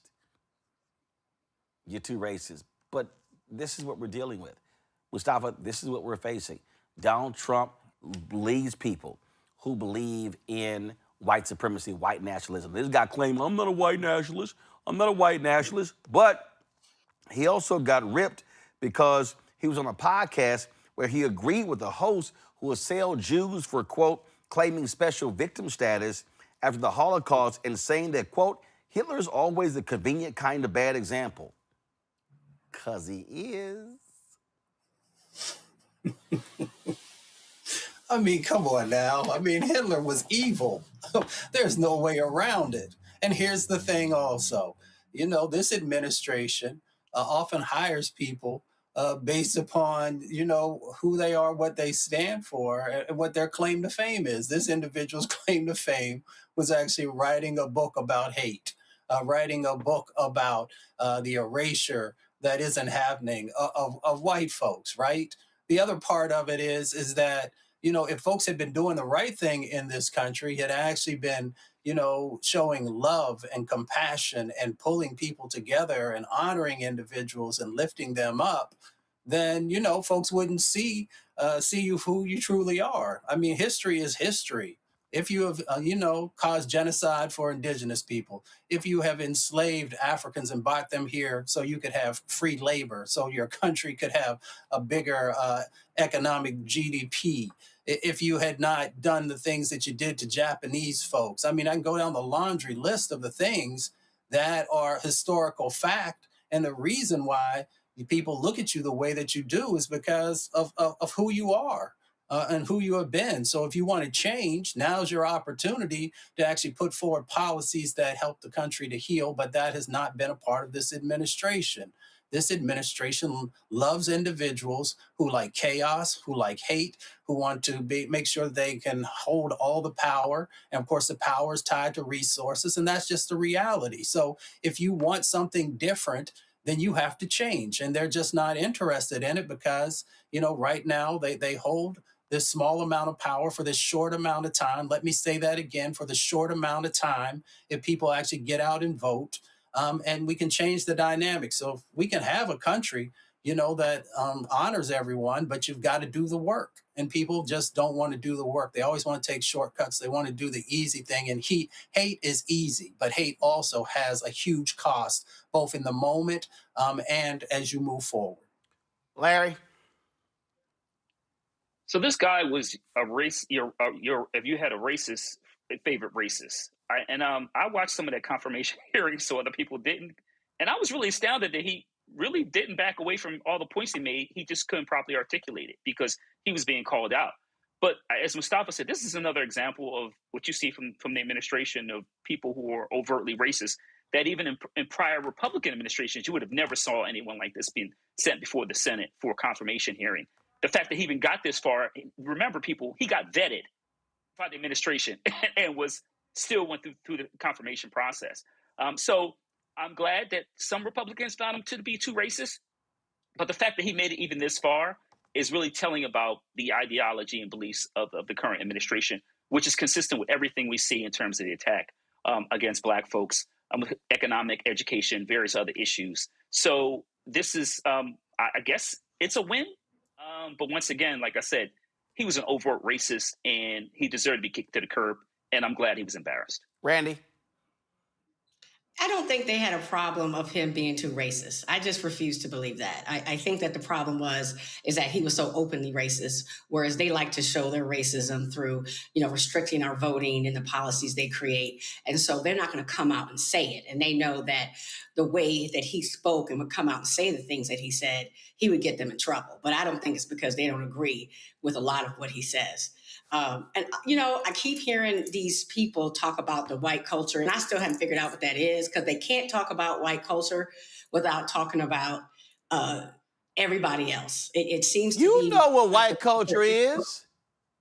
Colonizing people. You know what white culture is. White culture is meatloaf, mayonnaise, clapping on the 1-3. You know what white culture is.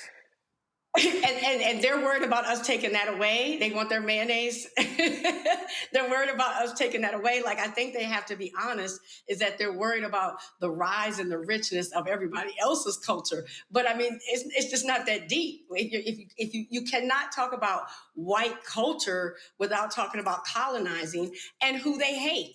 Because even when they speak about white culture, they have to talk about all these other people who are taking them over. They can't just talk about white culture. They can't go on and on about their culture. Like we can. Black folks can go on and on about the richness of our culture and what makes us us. But the only thing they can talk about ultimately is down with everybody else. We need to suppress and oppress everybody else. I'm like, it's just funny to me how they keep trying to talk about white culture, but can't seem to quite describe it. And then, White culture, unseasoned chicken. Right. White culture. Well, they can have it. Nobody's trying to take it from them. White culture, pumpkin pie. That's true. Casseroles. They like casseroles. White culture, lumberjack shirts in the summer. I mean, oh my God, we can still keep going on, but definitely that mayonnaise. All right, let me go to a break. Come back. Black Star Network headlines and Brittany Noble and more to break down on the show. Back it on Rolling Martin Unfiltered on Black Star Network. A Balanced Life with me, Dr. Jackie, a relationship that we have to have. We're often afraid of it and don't like to talk about it. That's right. We're talking about our relationship with money. And here's the thing. Our relationship with money oftentimes determines whether we have it or not. Balancing your relationship with your pocketbook. That's next on A Balanced Life with me, Dr. Jackie, here at Black Star Network. Hey, I'm TD Jakes, and you are watching the Black Star Network.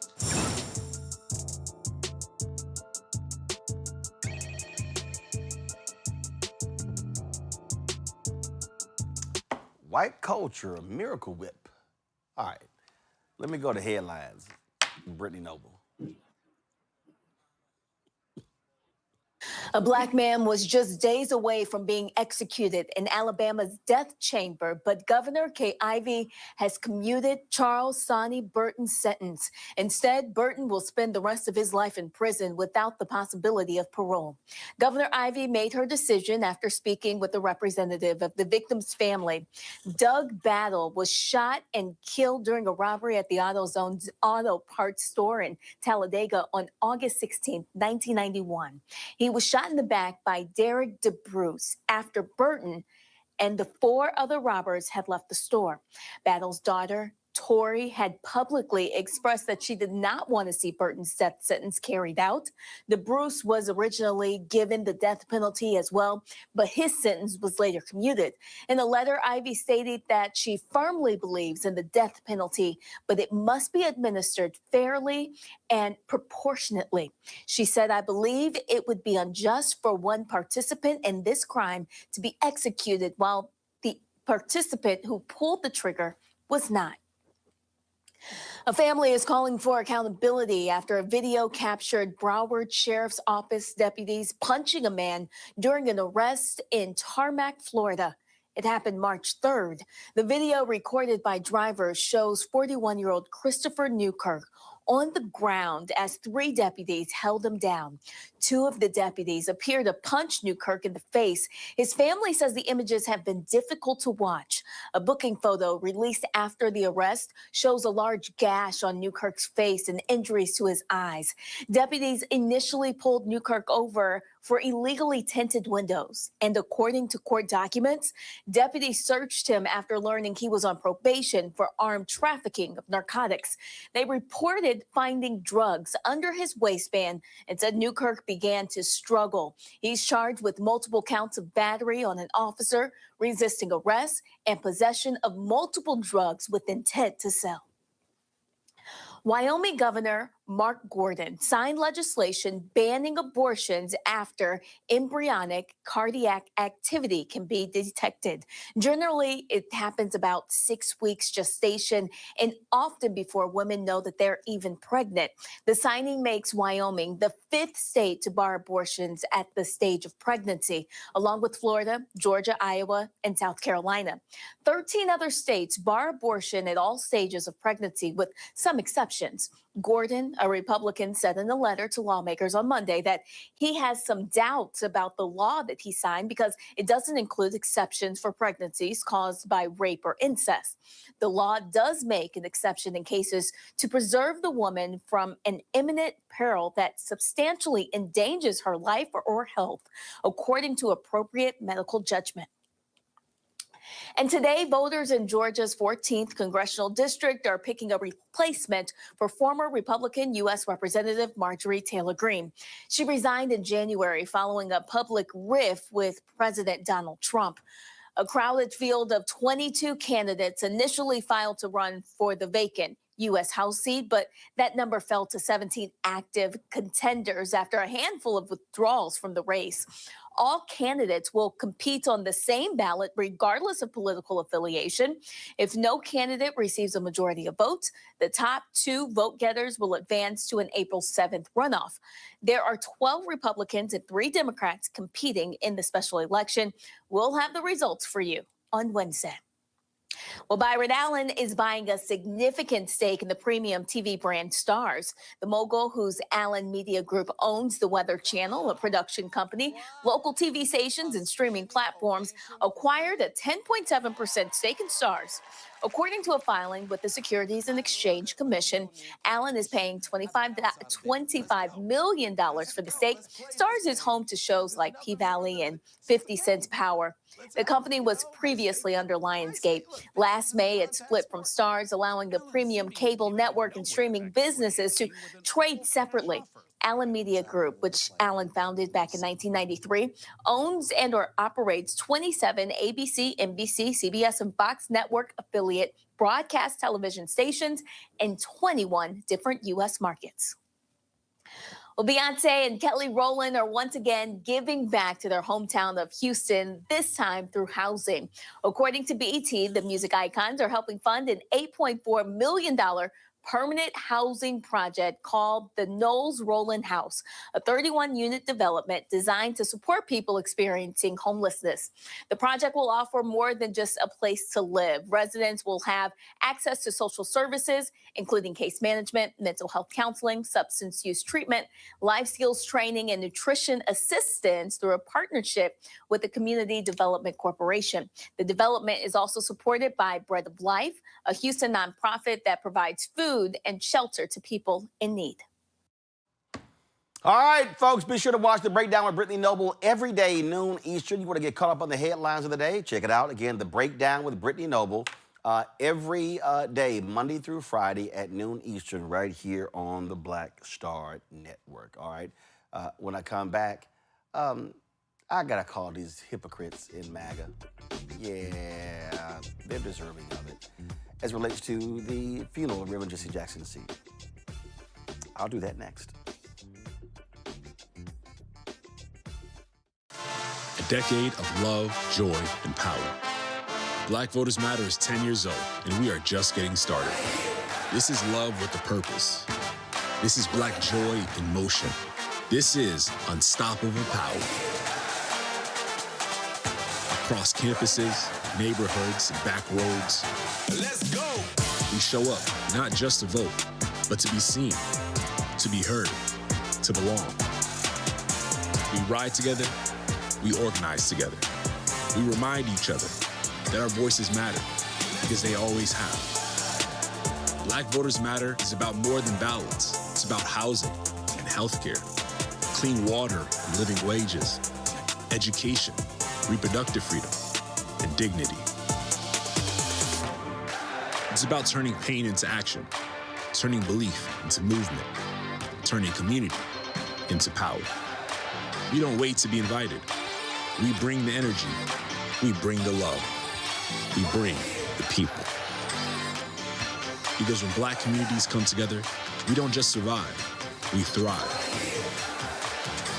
This is how change happens. This is how history moves. We organize, we build, we win. I'm Mark Morial, President and CEO of the National Urban League, and I'm watching the Black Star Network.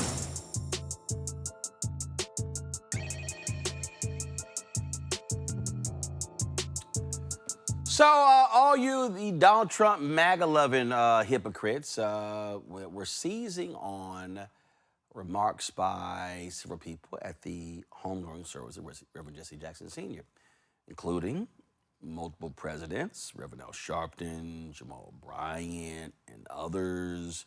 And so they all were running, oh my God, this is a shame. And they were all using this clip from former Congressman Jesse Jackson Jr. Dad believed that funerals were not for the dearly departed.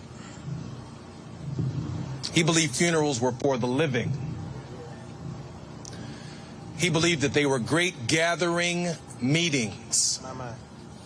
And no two lives in human history will have the same number of people attending their funerals, or the same people will be at their funerals, because your friends ain't my friends ain't your friends. We don't know the same people.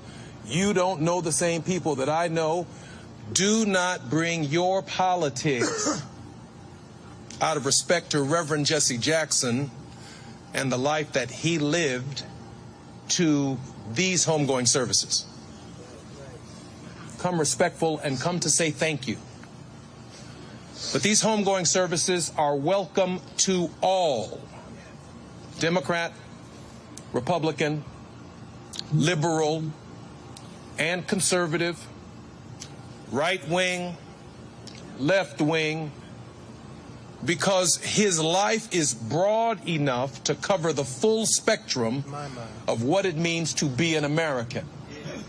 We only ask people to come and be respectful in the context of the extraordinary life that he lived.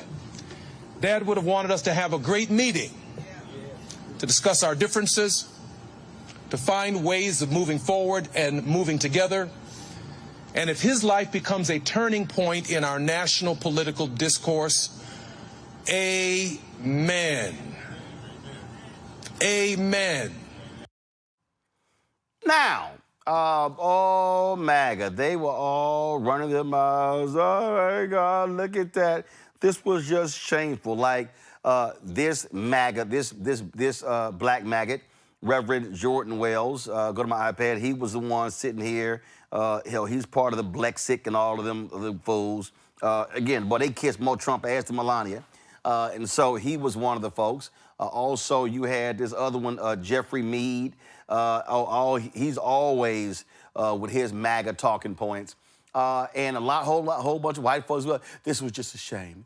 It was a shame watching this and the comments they were actually making. You mean the same Reverend Jackson who called out Donald Trump, the same Reverend Jackson who called out his lies, the same Reverend Jackson who ran for president twice, the same Reverend Jackson who had no problem speaking truth to power when it comes to what was happening in this country. See, it's amazing to me, again, when I listen to these folks and they whine and complain, and they whine and complain. Oh, my God, this should not have happened. This should not have happened. They shouldn't have been calling out Trump. See, they don't give a damn about Reverend Jackson. They don't care about his agenda. They never liked him. They called him a race hustler. They called him a shakedown artist. Oh, we know what y'all said about him. So don't act like all of a sudden y'all care about Reverend Jackson and his family and stuff along those lines. No, we know in the case. Y'all mad because the twice-impeached, criminally convicted felon-in-chief got called out. Y'all mad that folk talked about the importance of black folks organizing and mobilizing. That's what y'all mad about. And see, y'all, they have been posting, listen to what Reverend Jackson said about Donald Trump years ago, at his Wall Street conference. I saw all of that. I saw all of what they saying.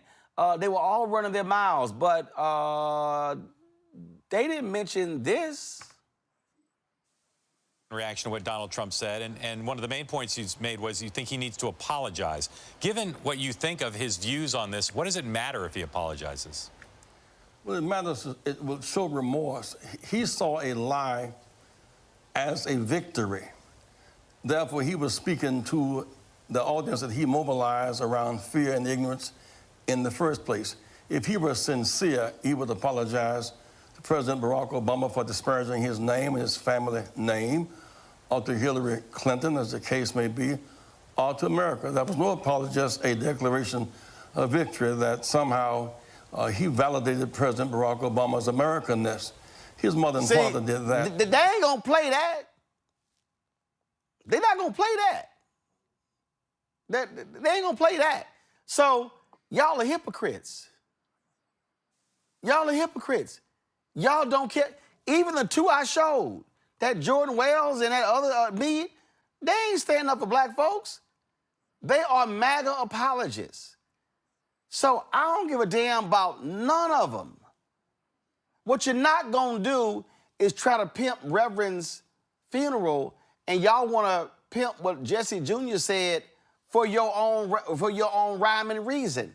Now we're gonna call you out. And I was smacking them back and forth on social media, Randy, and I'm like, oh, all y'all can go to hell.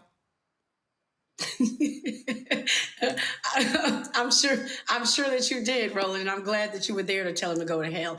You know what they do. They always pick and choose. They find one line in order to push their agenda. It's all propaganda. That is what the Republican Party has turned to right now, a clown, a farce, and a joke. A circus. Shouldn't say a clown. Some clowns in there, but a circus. So I'm glad that you're handling them. Unfortunately, and hopefully it makes you feel better, because you know they don't learn. You know they don't learn and they don't listen, because that takes a level of intelligence. You have to be open to learning and open to changing, and doesn't seem like who they are, unfortunately. Yeah, I don't recall any of them playing this Reverend Jackson clip. Well, you know, the speech was full of hope and inclusion. And he reached out to cities in a way they've not been reached out to for a long time. But with that must come a target, a timetable, and a budget. If you're going to say, look at Atlanta, and where you have lead in the water and lead pipes, need for infrastructure, that will cost money and priority. Or if you demolish those houses, it cannot be rebuilt. Jobs. Where grass is growing up, landscapers, jobs. Do some reconstruction. So if urban reconstruction becomes a policy, not just a speech, it's good. But we know he didn't do that. Yeah, but see, MAGA ain't gonna do that, Larry. No, they love being outraged over everything. Listen, Black homegoing services are very community centered, and I appreciate Junior talking about if everyone can come and celebrate the life of the great Jesse Jackson. But the reality is, these folks don't care about Jesse Jackson, nope, or the views or his fight against apartheid. Right, he fought for unpopular things throughout his career. We can talk about, obviously, his work with Dr. King to fight for racial justice. We can go on and on and on. He was always on the right side of history to fight on issues that today, many of these folks, these Republicans, and some of these Black Republicans you highlighted, wouldn't agree with. So, look, they can go kick rocks. We don't continue to celebrate Reverend Jackson's life, but we also have to remember, as we talked earlier about the Black Republican from Virginia, there are always going to be people in our community that cannot be trusted with the culture or identity that we always have to keep an eye on. Yeah, and Mustafa, I don't think MAGA gonna play this one. In this language of Donald Trump has been a source of shame for our nation, and humiliation and untruth. With Africa, we have a trade surplus with Africa. Every Firestone time driven down the American road came from the plantations of Liberia, the gold from Ghana, uranium and diamonds from the Congo. Africa is the most abundant continent and the largest continent, where the Indian and Atlantic Oceans come together and kiss at the tip of South Africa. And as for Haiti, Haiti was our ally in the Revolutionary War. Every baseball Babe Ruth ever hit was made in Haiti. So it's just flat out ignorance. But the American public deserves better. But you get what you vote for, what you don't vote for.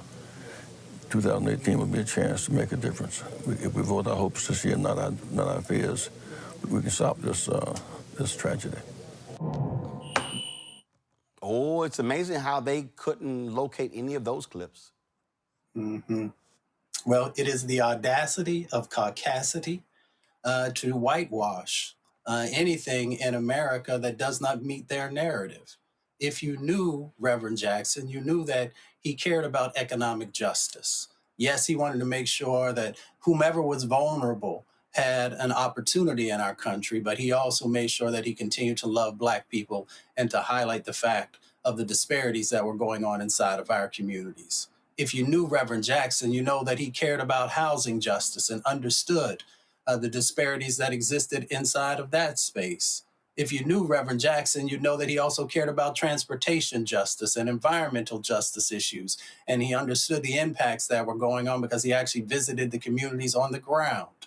If you cared about Reverend Jackson, you would also understand that he made sure that his reach was large enough to go across the planet, as we just saw in that previous clip, to highlight the impacts that were happening in Africa and in Haiti and a number of other locations across our country.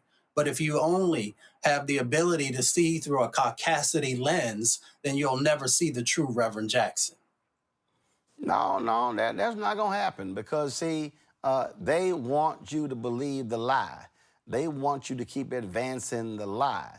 And here were a few more words that Reverend Jackson had to say about that twice-impeached, criminally convicted commander-in-chief. President, and you and he had I'd say, a times contentious relationship.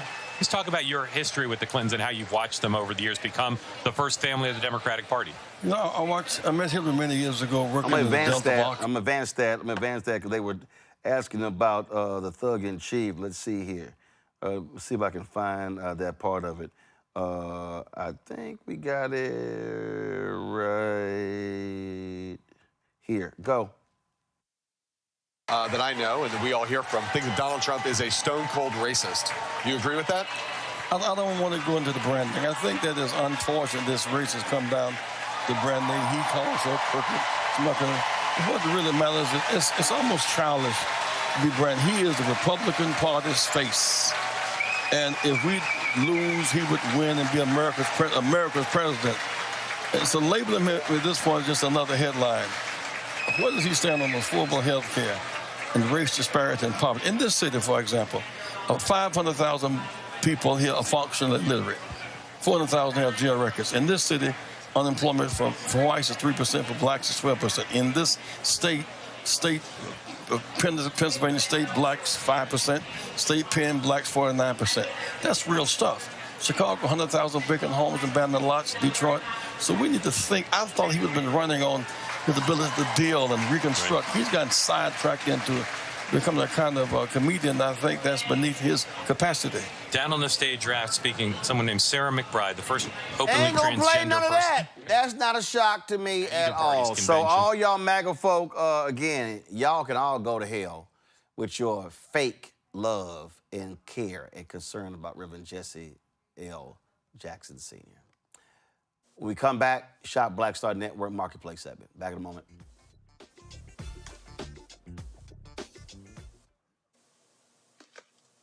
On a next, A Balanced Life with me, Dr. Jackie, a relationship that we have to have. We're often afraid of it and don't like to talk about it. That's right, we're talking about our relationship with money. And here's the thing, our relationship with money oftentimes determines whether we have it or not.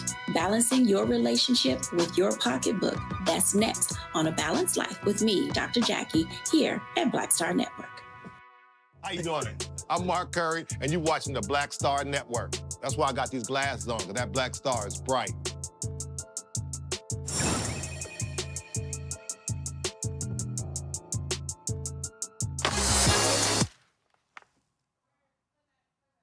Audio.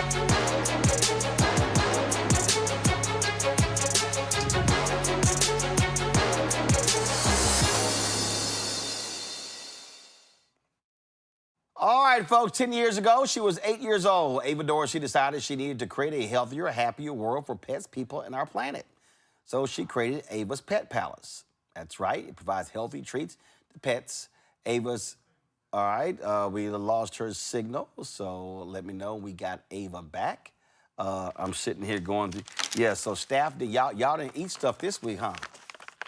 Mm-hmm, that's right. So let me know we got Ava back. Yeah, that's right. They because Randy last week they ate some of the food. It was 2 weeks ago they ate some of the food and they got busted because they like, oh, you weren't supposed to be here and your ass wasn't supposed to eat the stuff. So we've got so Ava, are you there? Yes. Hi. All right, good to see you here. So let's talk about Ava's Pet Palace and you got some pretty cool treats here. I'm looking at the snapping salmon, the turkey poppers, the salmon puffs, and the gone bananas, and also what I got right here. Yes. The cheese, please. And so how did you get around to deciding what snacks you wanted to put together for animals? So, well, I've always loved animals, and that has been the main thing ever since I first started when I was 8 years old. When I first started, it was actually my peanut butter, cheese, and banana, those three biscuits. And I did, well, as much as when I was 8 years old, just figuring out what animals like to eat, they could eat for them. And those were my first three recipes that I ever started making. And folks, just so you know, the audio issues we're having because there's a storm that's coming through Chicago right now. So that's what's impacting her signal. And so you said peanut butter and bananas. That was the first one? And cheese. Peanut butter, banana, and cheese. Boy, that's a hell of a combination. And so you begin. So how did you begin to grow the business? I mean, when you first had the snacks, were you making them yourself? And then how did you then start with a wider manufacturing, then distribution? Yeah, so I was making everything in our kitchen when I first started. That was around 2016 when I first got started. It was around 2020, 4 years later, when things began to really take off. Social media became a really big part of like how we began to grow.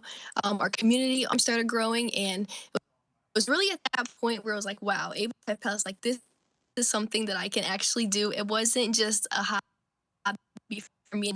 Right. I wanted to do something that was me. And we began to grow and scale, getting into our first local retailers. So 3 what? different co-manufacturers. So Ava, what happened? Did your mom and your daddy say, "Listen, I'm tired of you messing up my damn kitchen. We gonna have you got to get out of my kitchen with all this pet food stuff, and also your pets, were they dogs or cats or something else?" Both. So I grew up around a lot of animals. My first ever pet was a cat, and then we always had dogs growing up as well. So you got your own petting zoo over there? Yes, our dog now, her name is Lacey. She's our taste tester, all of the treats. If she doesn't like them, they don't make it into the lineup. Okay, all right. So if you give it to Lacey, how do you know Lacey don't like it? What's the reaction?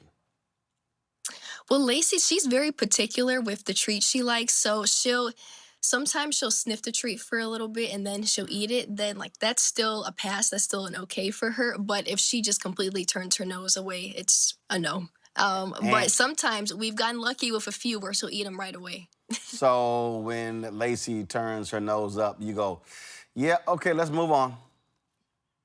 She's a very picky. That's why we can say we're picky pup approved as well. You're picky puppy approved. Mm-hmm. Got it. All right, questions from my panel. Let's see here. All right, let's see. Larry, you got any animals? Well, I had a dog. Unfortunately, he passed along a few months ago. So, Randy, I know you got some chirping dogs at your house.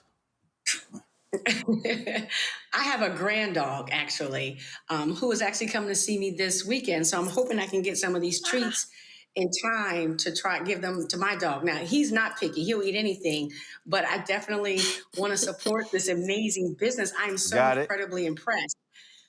Randy, hold on, Randy. Mustafa, you got any animals? No, sir. You like, yeah, we good. All right. So let's see here. Randy, since you got a grand dog coming, go ahead and ask the first question. You say on your website, you talked about the industry being inclusive. Are you talking about the animals? Or are you talking about with people? Because I was just wondering, are you going to expand your treats past dogs and cats? You know, so many people own different animals now. Or what did you mean by inclusive? So yes, to first in the pet space. So I feel like there are not that many businesses within the pet space, and there definitely were started. So that has been something that we're really proud of, you know, being able to have and add inclusivity into the pet space and grow in that way, as well as our treats.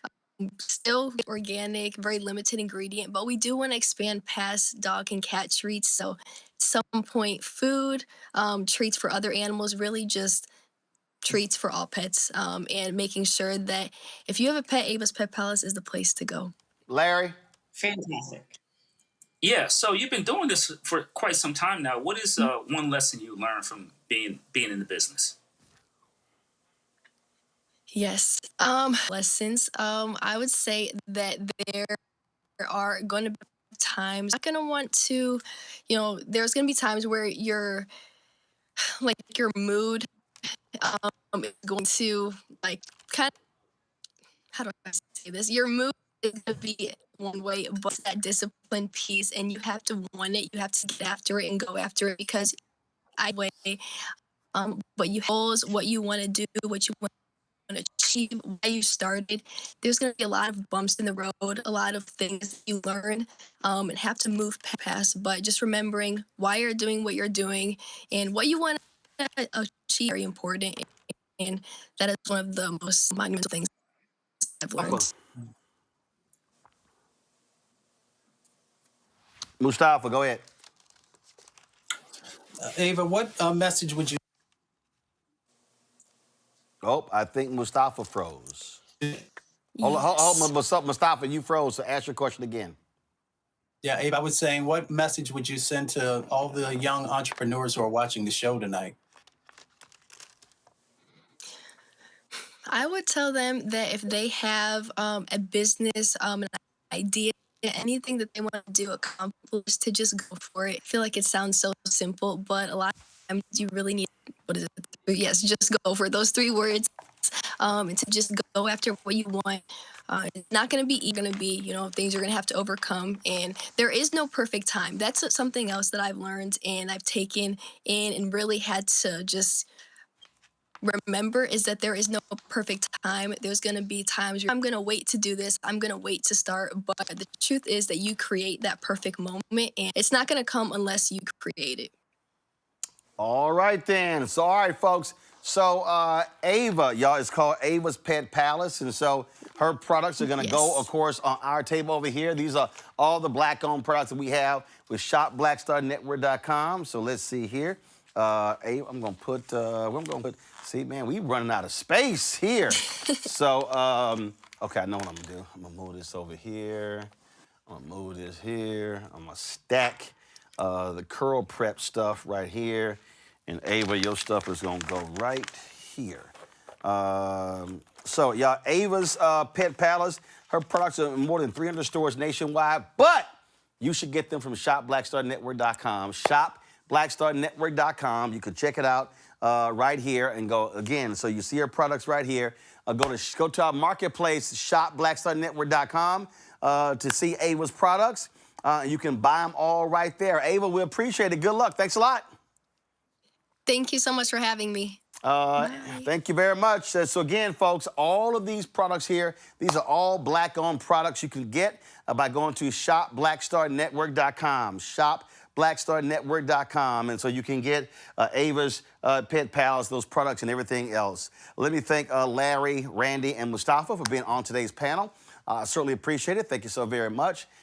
Folks, if you want to support the work that we do, join our Bring the Funk fan club. If you want to contribute via Cash App, use a Stripe QR code. You see it right here. That QR code is for credit cards as well. Checks and money order, make it payable to P.O. Box 57, make it payable to Roland Martin Unfiltered.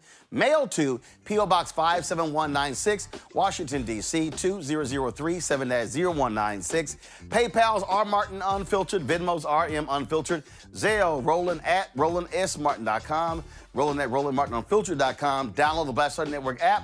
Apple phone, Android phone, Apple TV, Android TV, Roku, Amazon Fire TV, Roku, Samsung Smart TV. Be sure to get our Roland Martin Unfiltered Black Star Network swag by going to shopblackstarnetwork.com. You get our merchandise, our hats, T-shirts, hoodies, zip-ups, mugs, all that stuff right there at shopblackstarnetwork.com. And again, all of these products right here, all Black-owned products you can actually get. We've got backpacks and dolls and crossword puzzles and skin care, candles, toilet paper. Man, we got all kinds of Black stuff here. And so go to, so when you buy the products from shopblackstarnetwork.com, you're supporting this show as well. And so again, we got some great stuff you can check out here. Again, we've got our STEM dolls, we've got HBCU gear, we got chips, man, we got all kinds of stuff, car wax solution, candles, you name it. So go to our marketplace at shopblackstarnetwork.com. And of course, download the app Fanbase. Be sure to get that as well. Don't forget, check out Brittany Noble every day at noon on the breakdown of Brittany Noble right here on the Black Star Network. Folks, that's it. I'll see y'all tomorrow right here, Roland Martin Unfiltered on the Black Star Network. Holla!